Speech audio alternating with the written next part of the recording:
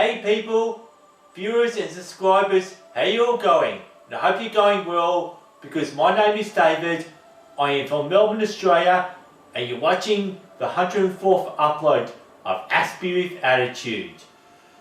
So far, we had a very rough start to the year 2020, so this is a very rough start to the 20s now, and we're talking about the whole world now that we've finally got the time of peace happening, and now we have the coronavirus. And I'm talking about now, this is March 2020. The coronavirus has so far made a massive impact on the world and its economy. Well, just to shed light on the coronavirus, the virus gets its name since the COVID-19, which is the name of a virus, resembles the sun during the lunar eclipse.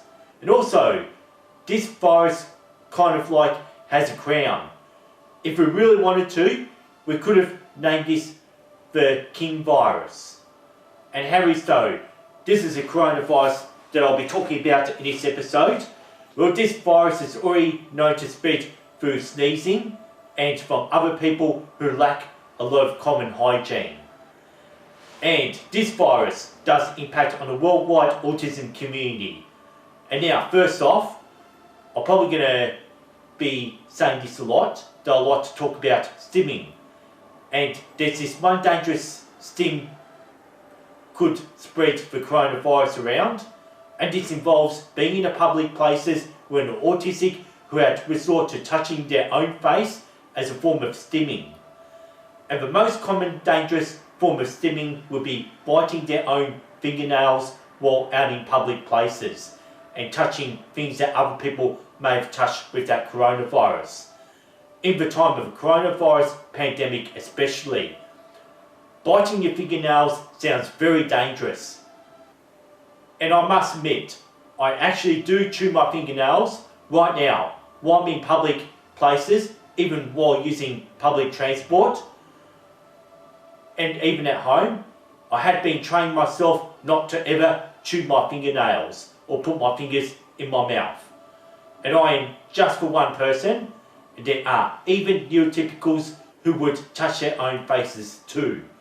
Most people who bite their own fingernails could also not help it, since it's too dangerous in this worldwide coronavirus pandemic.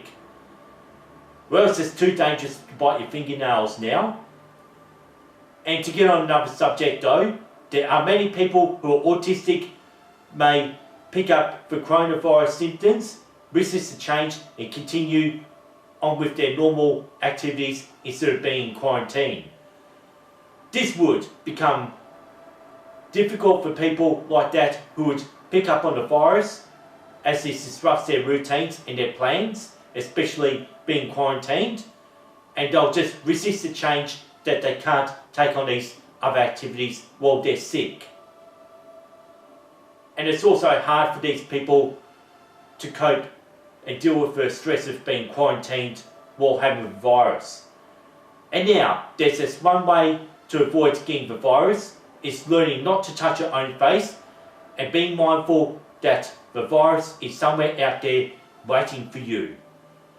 And fidget toys on public transports may serve as a distraction from touching your own face, like using that fidget spinner. Harry's though, like, I would never ever go doing my fidget spin nose trick on a bus, so I prefer just to keep my fidget spinners at home, of course. And now, before going out, make sure you wash your face. This may and could prevent you from naturally touching your face, your own face. And also, if you're going to go out wearing a hoodie, maybe you can keep your hands in the front pocket if you're not using your hands or your fingers for anything, if you're in public, and especially if you have a tendency of touching your own face as a stim. And before this video content finishes, before going out, before eating, and after going to the toilet, always wash your hands with soap. Do not just rinse your hands under the tap water. make sure your hands are washed as if it's covered in mud or covered in paint or bread dough. And once the coronavirus settles down into the history books, it's an idea to keep practicing these habits just in case another pandemic takes place in the deep future, and it will be a complete different virus altogether. Only if there will be such thing as a Martian flu virus. Once more, let's hope that there will be a vaccine for the coronavirus, and I'd like to say, Andrew Wakefield, you better shut up. And it's Andrew Wakefield who said that vaccines causes autism, and he will definitely shut up. And please check out episode 68 to find out more about that vaccines do not cause autism, and Andrew Wakefield will shut up. And now it's just time to sign out. I hope you listened to my advice during the coronavirus pandemic. I'd like to say peace and respect, stay well, stay healthy, stay clean, and see you next time for Aspie with Attitude.